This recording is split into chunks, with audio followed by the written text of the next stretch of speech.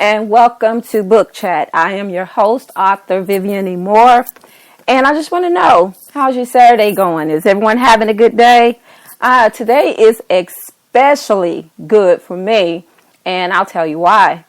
Today is my birthday, and when I say everyone has really made it special by wishing me happy birthday, including, I kid you not, my gynecologist. But I guess everybody just wanted to make sure that I had a wonderful day, and I am so thankful for all of those individuals who thought it necessary to wish me happy birthday.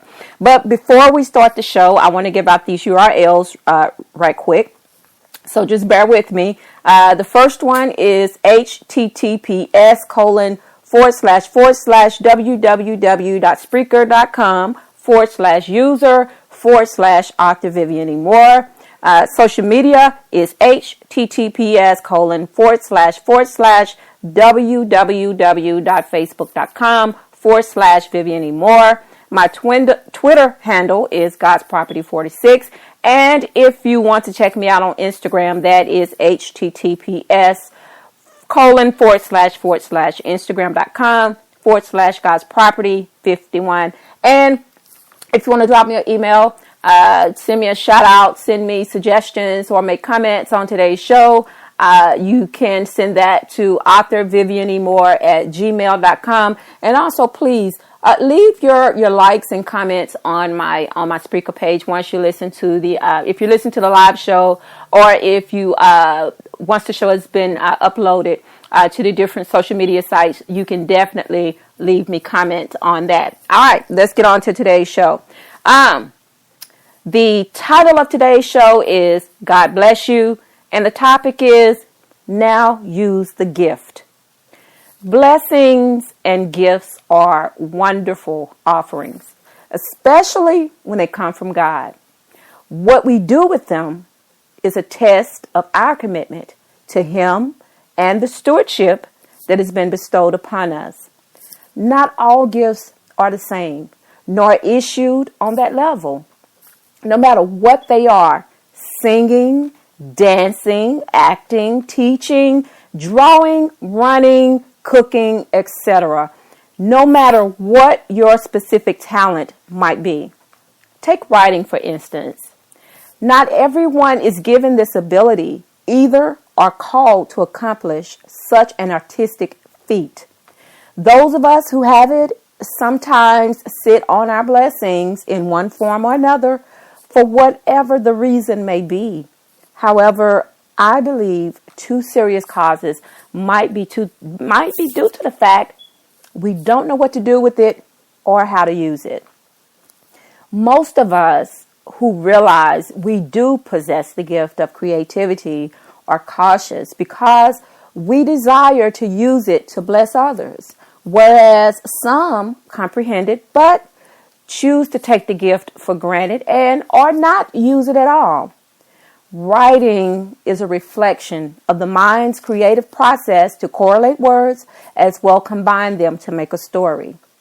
As a writer, I take what I do very seriously. Therefore, it brings forth hesitancy, and with good reason. The ability to create life, worlds, and situations on paper can sometimes be a daunting task, mainly because of my thought process. I desire to be proficient as well responsible for what I write. Yes, I am writing about imaginary existences, but with a real life perspective. Therein lies the accountability for the gift. When I wrote my first novel, I guess it was probably over 20 years ago, but I approached the story very carefully. First, because of my faith. I couldn't just write anything simply for self-gratification only. How people perceived me in general weighed heavily on my mind, which precipitated what I said and in some ways might reflect a non-Christian image from their point of view.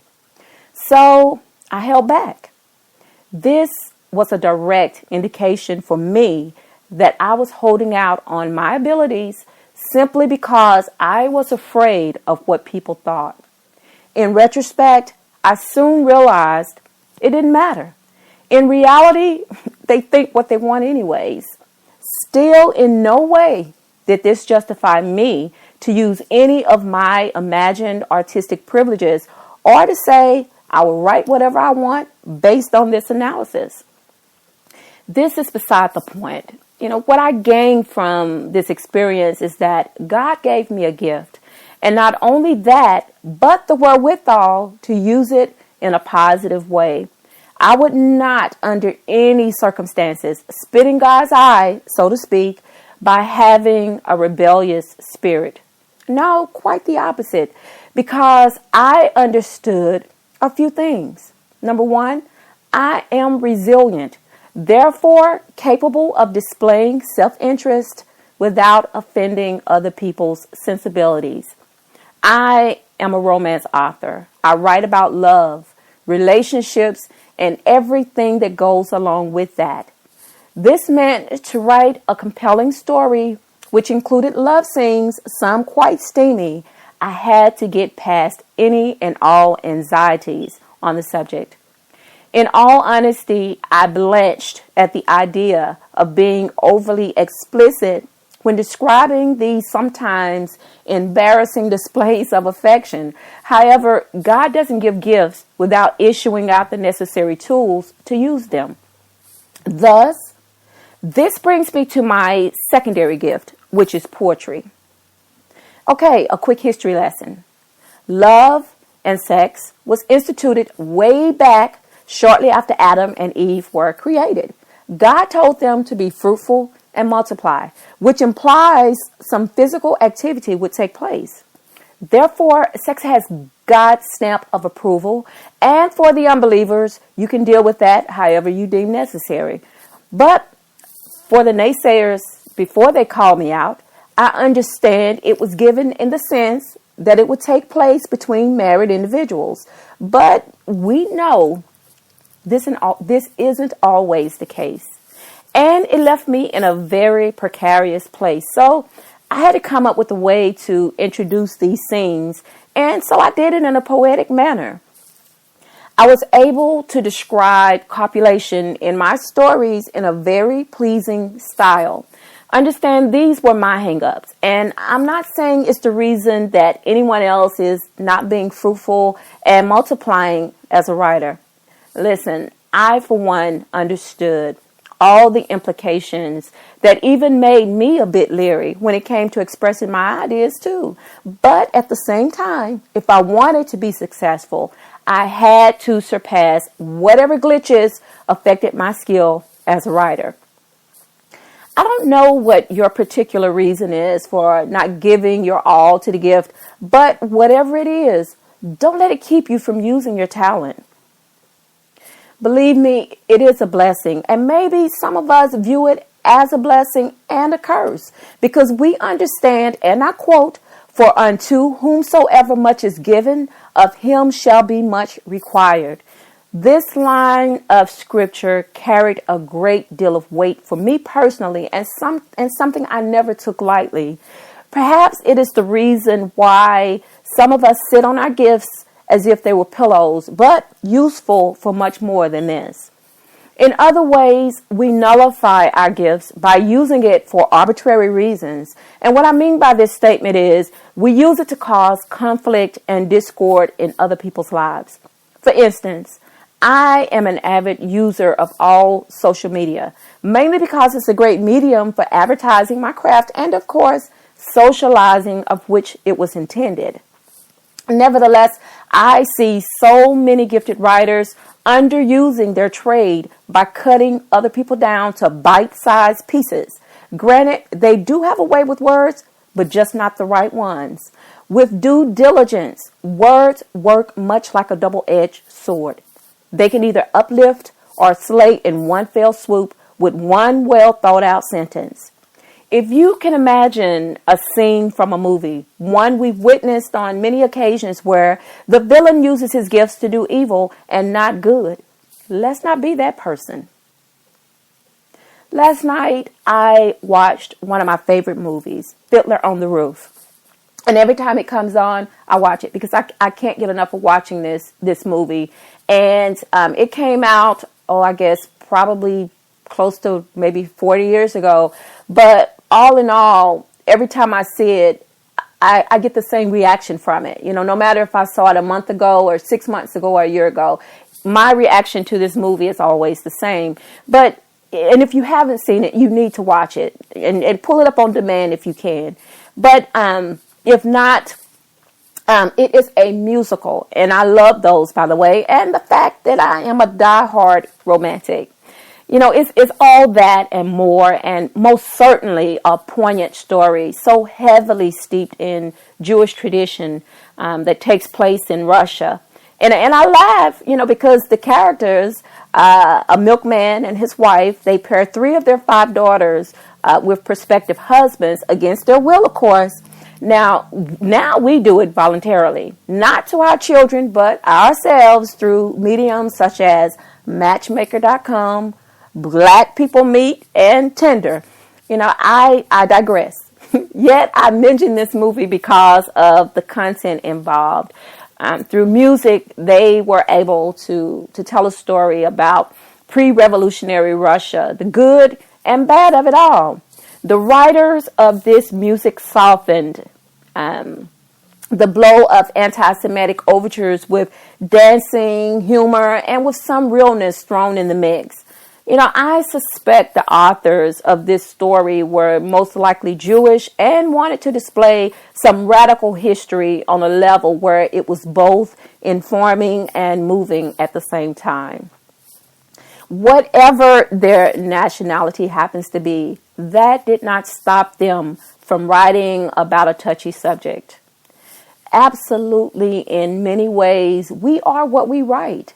Therein lies the responsibility of the gift. It wasn't given to maim and crucify, but in a lot of instances is carried out in a negative manner. However, if we use it for which it was designed, then we can inspire, motivate, and uplift others to see their potential, no matter what their walk in life may be. Words are a powerful instrument, not to be undertaken lightly, but much like flammable substances, used with caution. God blessed us all with specific talents, but He instilled so much more in us as human beings. Humanity, kindness, thoughtfulness, and the greatest of all these things is love. We owe it to the Creator to be all that He said we are. And if we don't use the gifts issued by His favor, then we suggest, I dare say, the unimportance of which we receive them. Nothing God does is by accident or on second thought as if He works on a contingency plan. Each and every one of us were given special abilities to perform whatever task God has laid out for our lives. How we use them is the important thing. Also, when and if. If we neglect to identify His unmerited favor, believe me, God will take them away. Remember, we are all special in God's eyes. And that's why He chose to give each of us different talents. Your talent is God's gift to you. What you do with it is your gift back to God. So you need to keep this in mind for all of the writers, for all of the authors, for all of the singers, for all of the dancers, for all of the teachers, for whatever it is that you do in life. Whatever your walk in life is, you need to remember that these are gifts. Not everybody is called to do the same thing. And whatever God has called us to do, whatever in whichever way we perform those tasks, we need to do it to the best of our ability. Because in truth, He has smiled on us. He has given us something special. And when we use it to display the reason as to why He gave it to us, then that makes Him smile. That makes Him smile as well. And I hope that during this show today that I have said something that has stirred something in you, that has uplifted you in some way, some small, some great way, because that is my goal. I have many talents, and I try to use them in a positive way. Writing is only one of them. And doing this show is like it's like my mission in life. it really touches me. It does me well when I can sit here for these few minutes every Saturday at 6 p.m. to give my thoughts on writing, to give my thoughts on book, to give my thoughts on different subject matters. I don't do it because I like the sound of my own voice. I do it because there's a purpose behind it. It is my ministry. I would say is how I would claim it, because it is a form of ministry. I try to give you information, and then the part of me that is the storyteller that always comes through. And then I want to also give you a little bit of ministry, because I feel that is important, because that is a part of me. And if I don't use that in which God has given me to share it with others, then I'm still not doing what he wants me to do. I'm still not fulfilling my purpose. So I want you to please, listen to today's show. Send your comments, write your comments, email them to me, text them to me, however way you want to do it. That is fine by me. I just want to hear from you.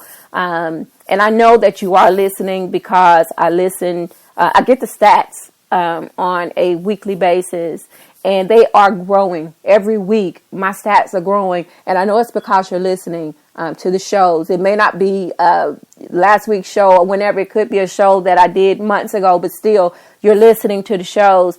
And I do appreciate that, because like I said, that encourages me to continue to do this show every Saturday, because I'm dedicated to it.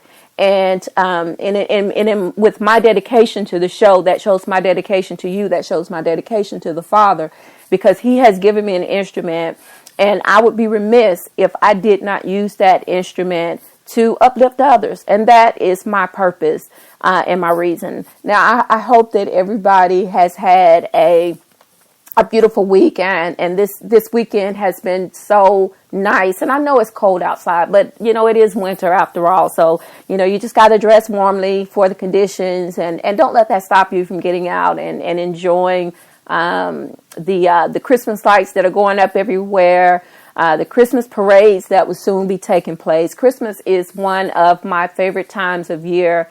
And, it really doesn't have anything to do with the gift giving, but, that is what it's all about. Christ died. He was our gift. And so we give gifts in recognition of what he gave up, so that we could live, so that we could have life everlasting.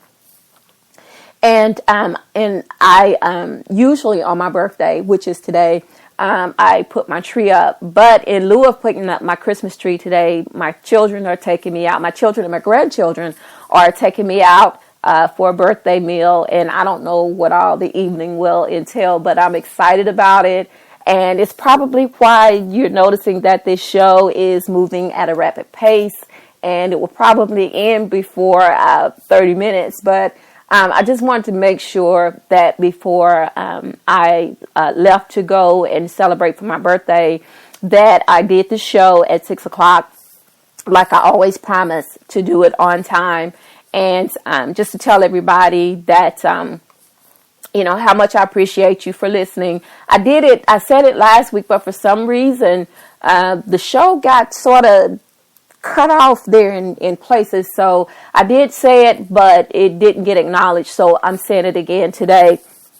And I can't say it enough. I do appreciate you for listening to the shows, whether you're listening to them live or whether you're listening to the uploaded broadcast, whenever you're listening to them. Thank you so very much. And if you would be kind enough when you do listen to the shows to show me a little love by dropping me a comment or liking the show on Spreaker, or if you happen to listen to the broadcast that I share with you on all the social media, you can like it there as well.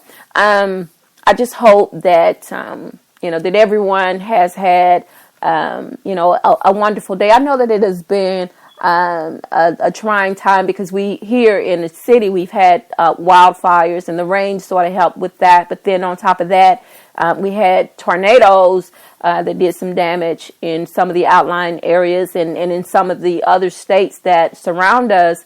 They had a few deaths. And then too, we had the the fires up near Gatlinburg, where I think it was 14 people, if I'm not mistaken, lost their lives due to that fire. So we definitely want to keep those families that are bereaved in our prayers, that were burned out of their homes. We want to keep them in our prayers, and just remember everybody, because, life is so short. And, I always say that we should tell people that we love them, because tomorrow is not promised. You can do it today. You should do it today. And, or do it tomorrow, because tomorrow is worship day. And, if you don't have a church home, then you should go and go with a family member, go with a friend, go visit someone's church and sit and listen to the message, because in these days and times, we all need some spiritual uplifting. We just do. But like I said, go out and worship tomorrow. Tell somebody that you love them, because again, tomorrow is not promised. And I hope that you will enjoy the rest of your day, the rest of your weekend. And I just want to say God bless and goodbye.